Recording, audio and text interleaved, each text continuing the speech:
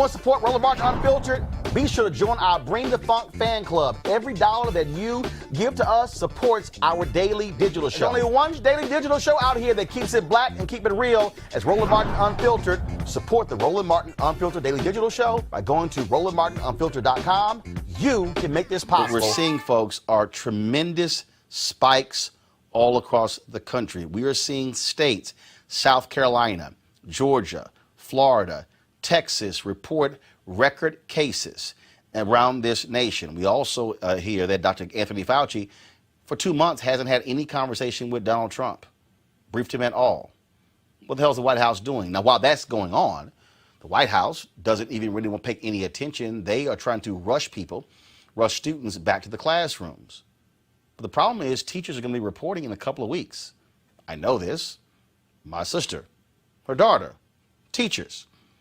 Is it safe for teachers to be going back to the classroom? Is it safe for students to be in the classes? Now, many businesses and entities have had to adapt to this, but what is going to happen when it comes to our children? Now, the president of the American Academy of Pediatrics, Dr. Sally Goza, says she is concerned that schools may be pressured into reopening too quickly. Another concern is the impact of young people being out of school for so long. Joining us right now is Congresswoman Johanna Hayes of Connecticut, who's a teacher and on the House Committee on Education and Labor. Congresswoman, glad to have you back on Roland Martin Unfiltered. Thanks, Roland. Good to see you. So, my brother used to teach. My sister is a teacher. My other sister is a teacher, and now her daughter's a teacher.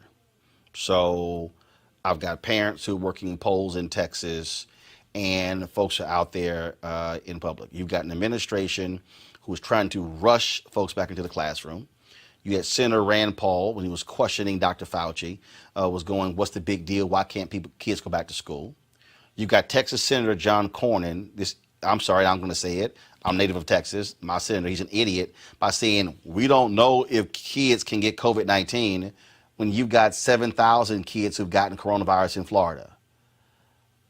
How concerned are you that this nation is about to send our children into a minefield, and not just them, but teachers, administrators, personnel, support staff? Are we actually ready? Roland, I'm very concerned about everything you just described, because I know that so many of my colleagues, superintendents, that are going to have to stand in front of teachers and say to them, I can't guarantee that this is safe. And then those teachers in turn are going to have to stand in front of children. I mean, the thing is, people think that it's just about geography, that kids will go back to school and continue to learn. If kids are afraid, if kids are not healthy, if their families are sick, they will not learn.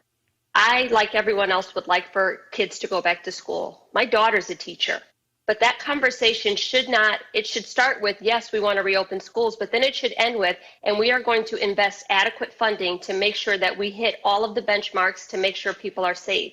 I think it's unconscionable that we have replenished PPP loans 3 times to make sure that small businesses were undergirded, and we can't make the same types of investments in schools. We're going to need at least $200 billion to do this. You know, businesses have a phased-in reopening, but we expect kids to go back when we don't have enough data to say how this virus interacts with children. Well, not only that, is there an actual process? I remember a couple of months ago, I showed a video of what a particular Chinese school did. Parents dropped the kid off. They came in, temperature check. They also sprayed something on their shoes, on their feet. They also then sprayed their whole body. Then also, so there was like this whole process. And I'm sitting there going, okay, I got twin nieces. And we've gotten an email where they've laid out, and I'm sort of like, okay. The email said essentially that they'll be in school twice a week. They have to walk on one side of the hallway, safe distance. And I'm still going, really? You're right. Many of these plans, I mean, my own state put out a 50-page plan, and I looked at the plans from many other states, and you're left with more questions than answers. Most of our schools don't have adequate ventilation. I mean, I don't know when the last time someone has been in a school, but we have buildings that are 50 years old that don't have ventilation, that don't have windows that open. You know, FEMA has already said that they are not prioritizing school districts or purchasing PPE for them. So districts will be competing in the market for PPE, for masks and whatever else they need. And most of that stuff is already on back order. We're only a couple weeks out. There still is no national strategy. And then I think we cannot overlook the fact that the communities that were hit the hardest by COVID, our urban communities, our Title I districts, our 100% free and reduced lunch districts, are going to be the same communities that struggle to reopen because they don't have the resources to do it on their own. I mean, Congress allocated, I think it was about $13 billion in the CARES Act. There's state and local municipality funding in the HEROES Act. And then we just did the Moving Forward Act to help with school infrastructure. But I think there needs to be emergency intervention right now, where there's a standalone bill with standalone funding with national guidelines coming from the Department of Education. This has been politicized, and now teachers and parents have to make a choice on the backs of their children to jumpstart the economy and return us to normal. We cannot return to normal until we are healthy again.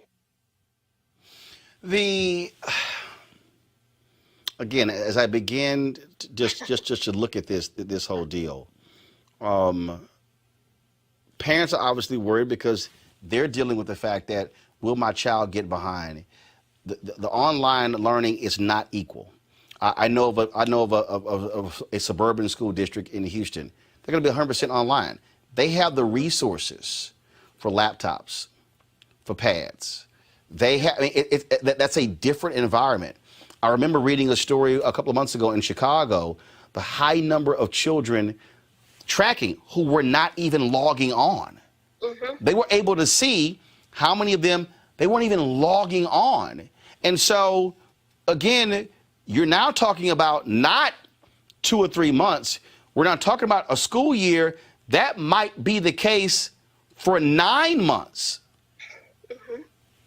So, and I think that's part of my challenge, because back in February when we were first discussing what might happen, and then in March when there was a national conversation, state after state deciding to shut down, schools were looked at as places for babysitters so parents could work, or making sure that kids eat, or, you know, they had to have a safe space. And now we're talking about we need to reopen because they're lonely. All of those things are definitely societal problems, and I'm glad that we're having a national conversation about the achievement gap and kids missing education time, but to not discuss their health. So for the same doctors that are saying kids are lonely and they need to get back, they should be demanding that we have the funding so that we have trauma-informed counselors to meet them when they return from the most traumatic experience in their life. So yes, I agree with everyone that kids need to go back to school, but the purpose of school is the academics. All of these other societal problems, we need to deal with those as well. We need to stabilize childcare. We need to make sure that families are food secure, but not send kids back to school because we want to make sure all of those things happen when we cannot guarantee their safety. And then to ask teachers to have to make that choice. And every plan that I've read, there's no mention of, if a faculty member says I'm feeling symptoms and I want to get tested, can I get tested? Most of that is you need to do that on your own. So there's so many issues that we are not even addressing. Wait. I'm sorry, roll back. Are you saying, hold on, let's roll that back. Yeah. That if in the middle of teaching, if all of a sudden a teacher says, I'm not feeling well, they don't have protocols in place to test the teacher on site? Right. These are state by state issues, but in my state particular, and this is a question that I've asked my commissioner, my governor, and every superintendent I talk to, there is no plan for universal testing. And my next question was, if I'm a custodian or a secretary or a paraprofessional or a teacher or anyone in the building, and I say I'm having symptoms, I would like to get tested, it is incumbent upon the employee to find community-based testing or something else. It's not seen as an occupational exposure. We don't know enough about this virus, and we are sending our teachers almost into battle without any gear, without, any covering, and that's just not fair. A month ago, my colleagues are talking about the Herculean efforts that teachers were making, and now the conversation has shifted to, oh, they're just lazy and they don't want to go back. And I'm sick and tired of people using teachers as the scapegoat and this binary choice where, they're presented as martyrs, where if you're not doing this, then you don't care about kids. I think it's just the opposite. Teachers know better, and they do care about kids, and they know that they can't guarantee the safety of these children. And when the Secretary of Education comes out and says everything from riding a bike to going up in a space shuttle, how do you expect for teachers to fall in line behind a message like that? Well, not only that, we're not just talking about children. And I think that's what people understand. You're talking about children, teachers, administrators, support staff, and faculty, bus drivers, everyone. Right. And what are you going to do when a parent wants to come into the school? What are you going to do? College campuses are shutting down or saying they're not letting their freshmen in. A high school senior is only a couple months removed from a college freshman. What's the difference? What are you going to do when you have a senior in high school who refuses to wear a mask? And then this leads into discipline issues. These are all of the scenarios that I've encountered on a good year. And nobody's factoring these in the middle of a pandemic. And it is not okay. Well, now you also have the other issue, and that is if, as an adult, if I have to self-quarantine for 14 days, I can do that. A kid can't self-quarantine. That kid is still going to be interacting with that parent during that period. There are so many issues here, Roland. I mean, I lived with my grandma. I was raised by my grandmother when I was going to school, and she had so many underlying health issues. What are we going to do with the kids who have medically fragile people in their families? My husband had COVID-19, and when he first presented, he didn't have any symptoms. He didn't have a fever. We just heard Keisha Lance Bottom say the same thing. So when you have kids in these communal settings, staff coming and going, and in most of our district, staff don't live in the community. They're commuting back and forth. This is not how we contain this virus. And I don't want to appear as if I don't want kids to go back to school. The number one indicator the number one in-school indicator for student success is the relationship they have with their teachers, effective teachers in front of students. But to do that when we can't guarantee their safety, just to return to normal and jumpstart the economy, and now as a part of a political game that's being played, Roland, in the worst possible scenario, I don't want to be sitting here with you in 6 months having this conversation saying we made a mistake. We moved too fast. And when it comes to our children, we should spare no expense. We should not, take any chances and use them as an experiment. All right. Congresswoman Jahana Hayes, we certainly appreciate it. Thanks a lot. Thank you, Roland. All right, folks, let's go to my panel here.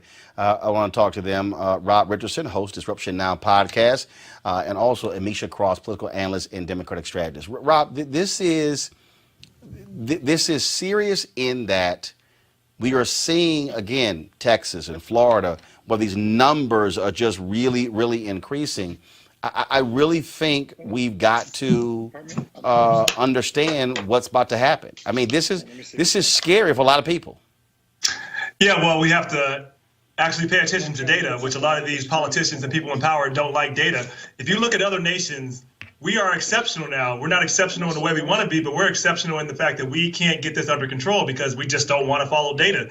We want to follow whatever this idiot in the White House is saying. So you have people doing stupid things and just rebelling against social distancing, rebelling against putting on a mask, rebelling against things that work. Science works. So right now you are seeing that happening. And so this is not surprising. And my hope is that we actually get some control and people realize that we have to take steps. We're not through this. And in fact, it's getting much worse because we didn't do the things we need to do on the front end. Amisha. I absolutely agree with what Rob just said. We are right now a ship without a captain. We are a leaderless nation. And for all intents and purposes, we've watched our COVID-19 response fall apart because of it. Not only did this president ignore the fact that COVID-19 was a threat, he thought it could be contained to China. He also, instead of giving any authorization or any real leadership from the White House, he decided to leave things up to the states. And not because he had great faith in the states, but because he didn't want any blowback on himself.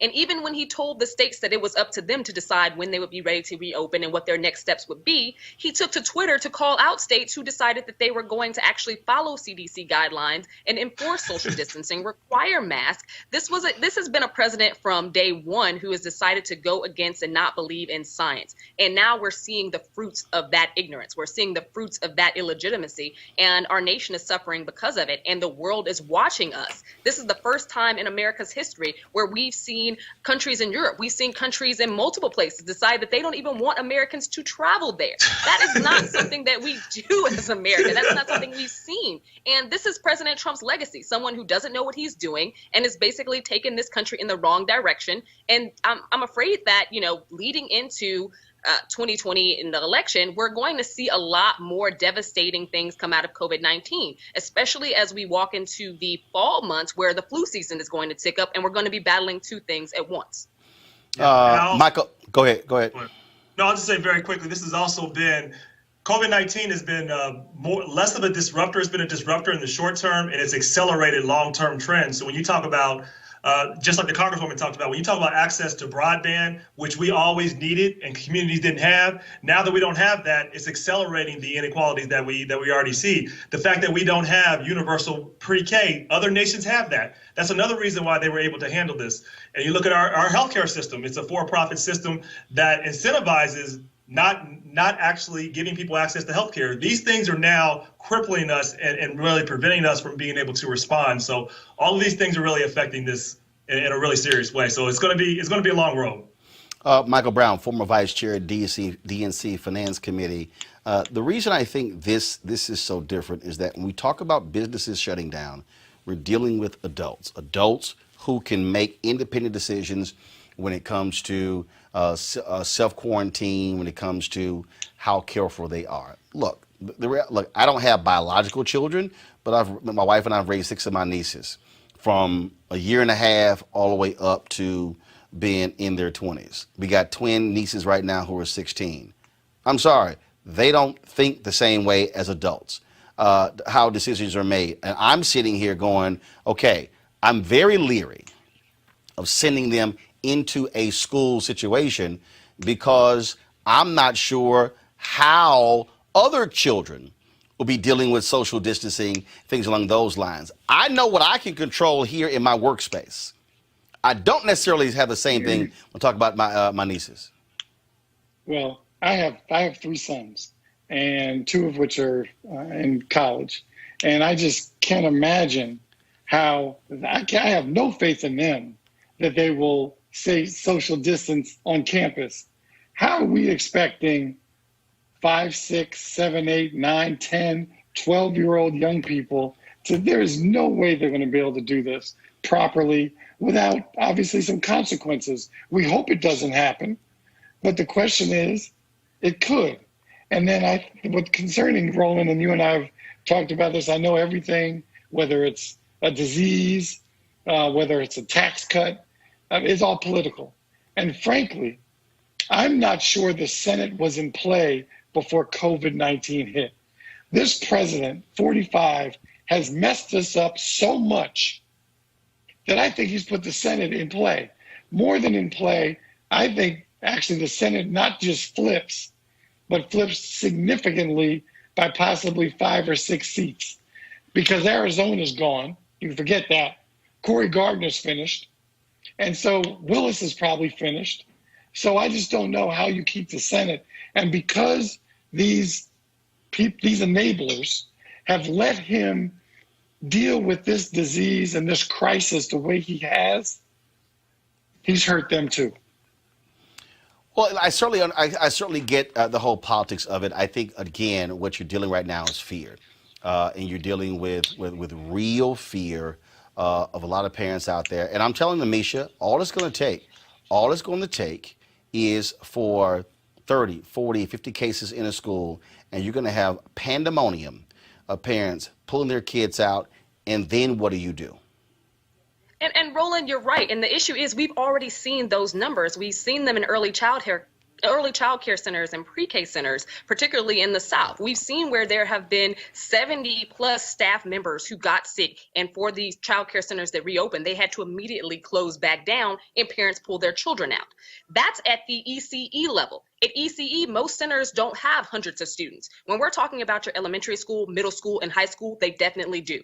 That means you have to reduce class sizes. Right now, your average class size is 25 to 30 students. CDC guidelines tell us 15 or less. So that means you have to have space in your school building that accommodates that. It means you have to split up your teachers. It means you have to stagger schedules. It means that you have to be concerned about the paraprofessionals, the teachers who may themselves already be more vulnerable. It means the cafeteria workers, where are these kids going to eat, because no longer can we house them in a cafeteria room eating at the same time for lunch.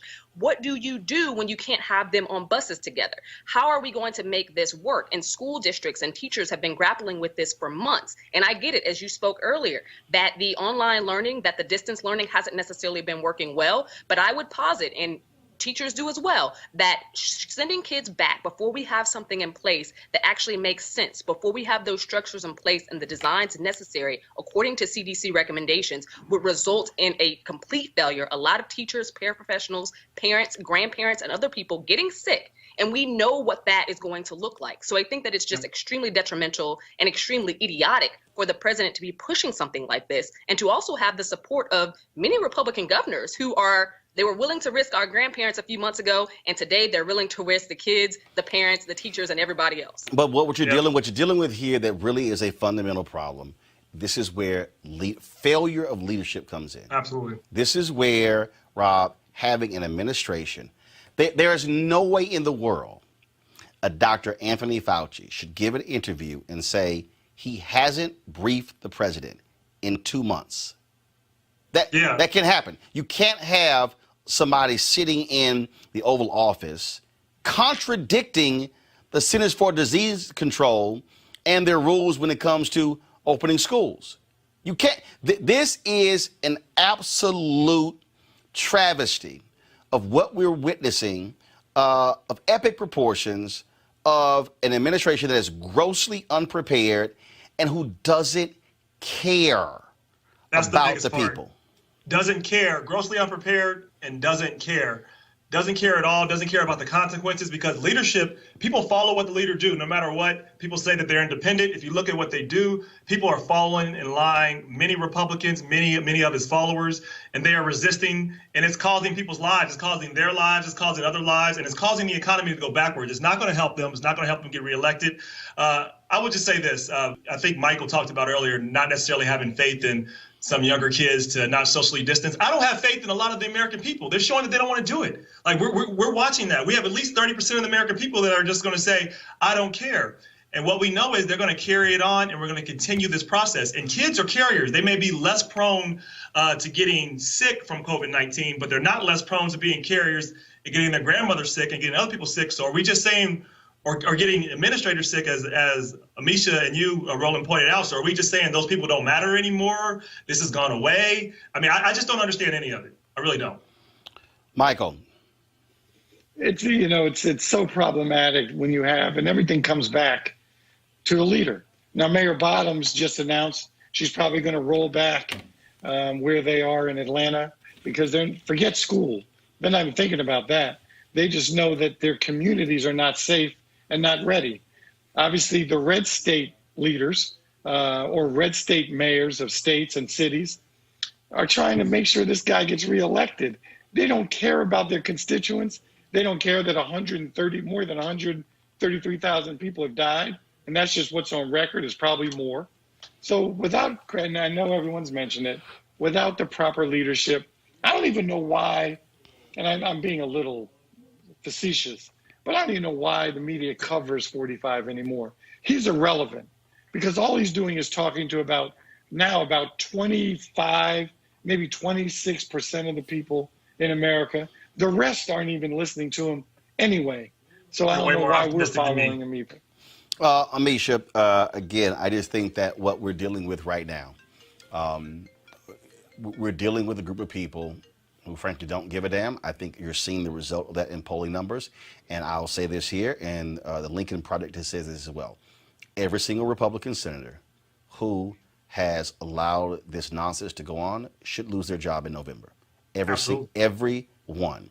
I have absolute. John Cornyn, you need to go. Arizona, Maine, North Carolina, Georgia, Colorado, Montana. These people have allowed this to go on. No hearings, no challenges. No, it's like, oh, no, we're scared. Whatever Trump wants to do, we're fine with it. People are dying, and these people are playing games, and we've lost 133,000 people. I agree with you 100%, Roland. My fear, though, is that there is a considerable percentage of the American population that does not. There are people who consistently don't want to wear masks, refuse to social distance. I have absolutely no problem with what this president is saying, irrelevant to the actual numbers that we're seeing of COVID-19 cases tick up. I think that what Trump has done is lull the American psyche and help to actually, infiltrate I is me type of understanding, so we can be isolationists, we can do whatever we want. He's hardcore, he's pushing this ideology that to a lot of people is something that they still believe in, and I don't actually know what those people will have to see before that changes. And like I've heard you say on this show multiple times, 2020 is going to be, November is going to be a turnout race. It is not just going to be us watching COVID numbers or watching unemployment numbers rise or watching the consistent failures of Donald Trump. He's done that since he got elected in 2016. However, we haven't seen a huge tide change in terms of his electorate and that base that continues to support him. So I don't necessarily think that these numbers are going to move them. What I do think will, and holds the possibility of doing so, is if there was a heightened risk with opening these schools, because people don't naturally want to risk their kids. They also don't really want to risk their grandparents. But I think that what we're seeing right now is a nation that has been lulled to idiocracy because of the man who happens to be in the White House. And I don't think that that changes anytime too soon, irrespective to the COVID numbers that we're seeing. Yeah, bottom line is to hope that our America looks different, but that's a hard sell. These nuts are going to continue yelling and screaming about masks. Is going to continue. All right, folks, back to our Roland Martin Unfiltered video in just one moment.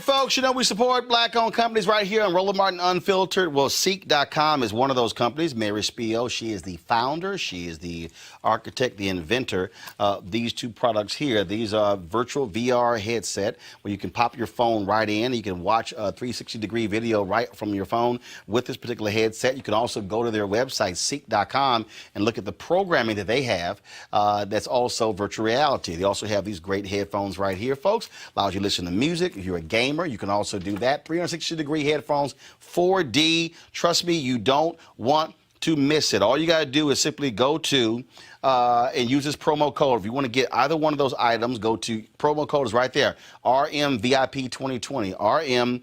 RMVIP2020. Pop that in. Will allow you to be able to get the products. That's how you can support them and how you can support Roland Martin Unfiltered. And so again, Ceek.com, CEEK.com. It's time to be smart. When we control our institutions, we win. This is the most important news show on television of any racial background. Y'all put $2, $3, $4, $5, $10, $15, $20, $30 on this and keep this going. What you've done, Roland, since this crisis came out in full bloom. Anybody watching this, tell your friends. Go back and look at the last 2 weeks, especially of Roland Martin Unfiltered. I mean, hell, go back and look at the last 2 days. You've had sitting United States senators today, Klobuchar and Harris. Whatever you have, you can bring to Roland Martin Unfiltered to support it. Please do, because this information may literally save your life. Watch Roland Martin Unfiltered daily at 6 p.m. Eastern on YouTube, Facebook, or Periscope, or go to RolandMartinUnfiltered.com. Support the Roland Martin Unfiltered Daily Digital Show by going to RolandMartinUnfiltered.com. Our goal is to get 20,000 of our fans contributing $50 each for the whole year. You can make this possible. RolandMartinUnfiltered.com. You want to check out Roland Martin Unfiltered? YouTube.com/Roland Roland S. Martin. And subscribe to our YouTube channel. There's only one daily digital show out here that keeps it black and keep it real. It's Roland Martin Unfiltered. See that name right there? Roland Martin Unfiltered. Like, share, and subscribe to our YouTube channel. That's youtube.com/Roland S. Martin. And don't forget to turn on your notifications so when we go live, you'll know it. Hey everybody, this is your man Fred Hammond, and you're watching Roland Martin, my man, Unfiltered. Hi, this is Essence Atkins, and you're watching Roland Martin Unfiltered. Hey, yo, Peace World, what's going on? It's the Love King of R&B, Raheem Devon, and you're watching Roland Martin Unfiltered. Hi, my name is Brescia Webb, and you're watching Roland Martin Unfiltered. Ow. Well, I like a nice filter usually, but we can be unfiltered. What's going on? This is Tobias Trevelyan. And if you're ready, you are listening to and you are watching Roland Martin Unfiltered. What's up? I'm Lance Gross, and you're watching Roland Martin Unfiltered.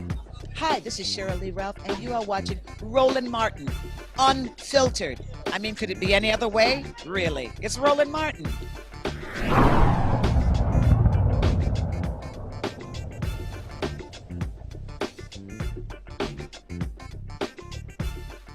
You want to support Roland Martin Unfiltered? Be sure to join our Bring the Funk fan club. Every dollar that you give to us supports our daily digital show. There's only one daily digital show out here that keeps it black and keep it real. It's Roland Martin Unfiltered. Support the Roland Martin Unfiltered daily digital show by going to RolandMartinUnfiltered.com. Our goal is to get 20,000 of our fans contributing $50 each for the whole year. You can make this possible. RolandMartinUnfiltered.com.